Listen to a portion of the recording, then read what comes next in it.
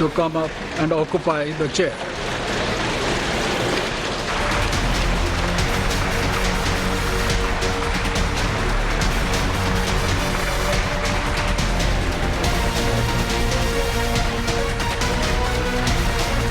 जो तय था वो हो गया। एनडीए का उम्मीदवार विजयी हो गया। 18वीं लोकसभा में भी ओम बिरला स्पीकर बन गए। यानी मोदी सरकार ने संसद में पहले सियासी मैच में विपक्ष को मात दे दी। आने वाले 5 साल हम सबका मार्गदर्शन भी करेंगे और देश की आशा अपेक्षाएं पूर्ण करने के लिए ये सदन अपना दायित्व निभाने में आपकी बहुत बड़ी भूमिका रहेगी। स्पीकर का कार्यभार दूसरी बार संभालना ये अपने आप में एक बड़ा नया रिकॉर्ड बनते हम देख रहे हैं। ध्वनि मत से बिरला अध्यक्ष बन गए। उन्होंने कमान संभाल ली तो कुर्सी पर बैठते ही सांसदों की ओर से बधाई देने वालों का तांता लग गया। विपक्ष ने बधाई के साथ बता दिया कि सदन में उनके तेवर कैसे रहेंगे। आपका अंकुश विपक्ष पे तो रहता ही है, लेकिन आपका अंकुश सत्ता पक्ष पे भी रहे।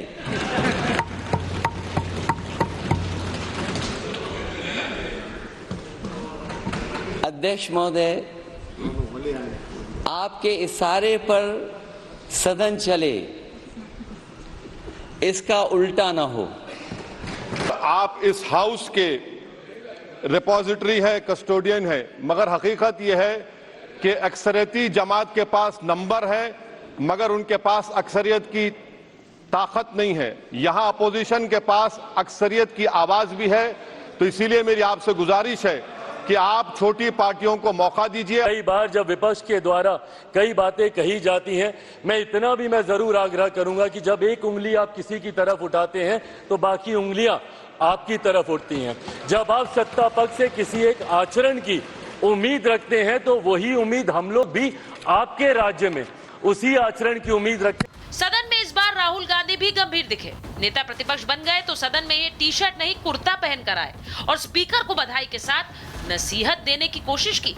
And we are confident that by allowing the opposition to speak, by allowing us to represent the people of India, you will do your duty of defending the Constitution of India.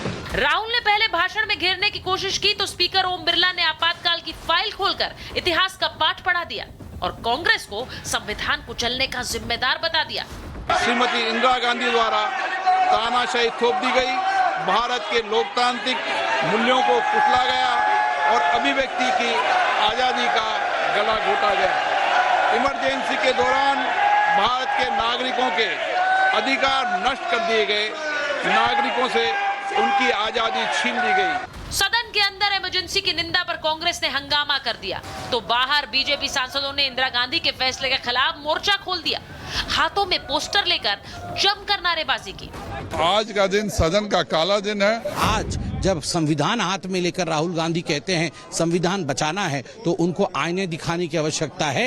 इस लोकतंत्र की हत्या के लिए जवाबदेही बनती है Congress party की और उनको माफी मांगनी चाहिए। संविधान पर हल्ला है तो उसे कुचलने वालों पर क्यों ना हो। जाहिर है 18वीं लोकसभा का आगाज ही हंगामेदार हुआ है तो अंजाम भी जोरदार होगा। एक तरफ मोदी के योद्धा हैं तो दूसरी ओर राहुल की सेना। सियासी जंग में कौन किस पर भारी पड़ेगा, इसी पर संसद से आज की महाभारत।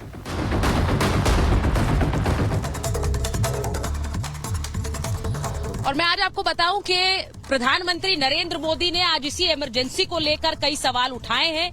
उन्होंने ये भी कहा कि डिक्टेटरशिप असली कौन सी है ये आप तय कर लीजिए। आज मेरे साथ जो मेहमान हैं उनका परिचय आपसे करा देती हूँ। कांग्रेस के नेता वरुण पुरोहित जी हमारे साथ जुड़ रहे हैं। हमारे साथ शिवम त्यागी हैं, बीजेपी के प्रवक्ता हैं। विवेक सैलस जी हैं हमारे साथ, समाजवादी पार्टी के प्रवक्ता हैं। हमारे साथ वरिष्ठ पत्रकार समीर चौगांवकर जी हैं और इसी के साथ साथ हमारे साथ संजय मिश्रा जी हैं, आम आदमी पार्टी का पक्ष रखते हैं। मैं सबसे पहले इसी पूरी खबर पर आ रही हूँ क्योंकि बार बार ये कहा गया, आज एक बड़ा इंटरेस्टिंग तस्वीर थी। आज राहुल गांधी सदन में पहुंचे थे, प्रधानमंत्री के साथ स्पीकर को शुभकामनाएं दी, लेकिन उसके बाद जब वापस सीट पर गए तो शुभकामनाएं देते देते फिर वो संविधान की याद दिलाने लगे। अब सीधी बात यह है कि शुभकामना में भी संविधान, तो जब वो संविधान की बात कर सकते हैं तो क्या यहाँ पर संविधान को कुचलने वालों की बात नहीं हो सकती? सुचारिता जी, राहुल गांधी जी ने बहुत पहले तो मैं आपको बात कर रहा हूँ, जो आपने प्रधानमंत्री राहुल जी का जो चित्र बताया इतना सुंदर, भारतीय लोकतंत्र का सबसे बड़ा लोकतंत्र दुनिया का, सारी दुनिया देख रही होगी भारतीय लोकतंत्र किस प्रकार का है। मेरे को एक कविता याद, बचपन की कुछ 4 लाइनें याद आई। मानस भवन में आर्यजन जिसकी उतारे आरती, भगवान सारे विश्व में गूंजे हमारी भारती। तो आज हमारे भारत की लोकतंत्र की, संसद की गूंज पूरी दुनिया ने देखी कि किस प्रकार से हमारे विपक्ष हो जाए, आपस में हम किसी तरह क्रिटिसाइज करें। लोकतंत्र है, अपने अपने व्यूज होते हैं। अब आपने कहा राहुल जी ने संविधान की बात, संसद जो है वो तो बनी संविधान के तहत है, तो उसमें विपक्ष का नेता ने उनके कोई भी अमर्यादित आचरण नहीं था, कोई शब्द ऐसा नहीं था। उन्होंने सिर्फ आग्रह किया कि ऐसे ऐसे संविधान के हिसाब से विपक्ष को न कुचला जाए, हमारी बातें भी सुनी जाए, क्योंकि पिछला एक्सपीरियंस ऐसा था। तो वो बात की, जहां तक आपने इमरजेंसी की बात की, देखिए कोई इमरजेंसी का आज कोई प्रश्न उठाने की, किसी प्रकार की जहरीली बात करने का दिन नहीं था, लेकिन अगर स्पीकर इस बात को उठाता है तो उसकी निष्पक्षता पर प्रश्न चिन्ह लगता है। अगर कोई सांसद उठाता तो मान सकते थे भाई अगले मन में नहीं, प्रधान एक बात बताइए, अच्छा ठीक है वरुण जी एक बात बताइए, राहुल गांधी किसको बधाई दे रहे थे? राहुल स्पीकर को बधाई दे रहे थे। तो स्पीकर को बधाई संदेश देने में उन्हें संविधान को मत कुचलिए या संविधान की बात ध्यान रखिए, उन्होंने कहा कि नहीं, उन्होंने क्या कहा? उन्होंने कहा संविधान का सम्मान करने की जरूरत है। हाँ, तो विपक्ष का बात बताइए होता है। हाँ। आप उनको एक युवा के तरीके पे मत देखिए। ये आज वो विपक्ष के नेता है, भारत के सबसे बड़े लोकतंत्र का विपक्ष के नेता राहुल गांधी। अब तो हम राहुल गांधी को युवा नहीं कहना चाह रहे हैं, विपक्ष का नेता, अपोजिशन का नेता, स्ट्रांग विपक्ष का नेता है राहुल गांधी।